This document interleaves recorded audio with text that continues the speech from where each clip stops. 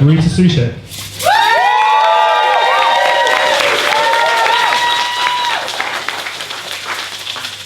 Hello, as my name suggests and my accent will confirm, I'm not from around here.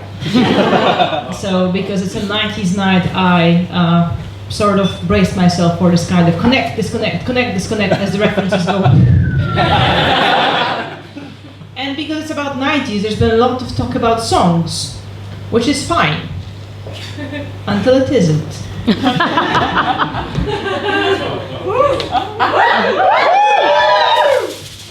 Party! We're dancing. You run to the iPod, shouting excitedly across the dance floor, "Wait for this!" And then you press play. After this build-up, I don't know the song. And it feels largely like I'm in the wrong. Girl, I'm a foreign. I don't know your heroes. I'm bad at music. I barely had telly. First had 4 channels. And those early mornings when with my brother we tried all the tricks to find our way to German MTV. Later my dad had decided that TV was bad for children, so it went away.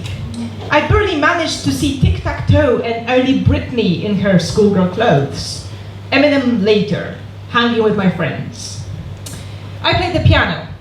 And for 7 years of music school, I lived in this world where teachers thought that Ravel's Bolero was just a given, that we would all know. Classical music was something my classmates knew, listened to from likely before birth.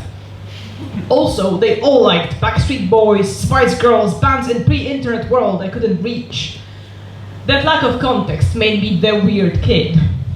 Now I revisit the experience. When your drunken eyes light up and you scream out the lyrics, confusedly peering down at me, my participation lacks. What's wrong with me, you wonder? How can I not know that song, that very important song that has shaped you, that everyone knows?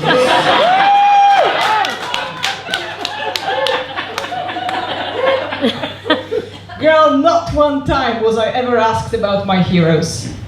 About things that did end up shaping who I then became. I listened to this powerful rock band with female vocals called Manam.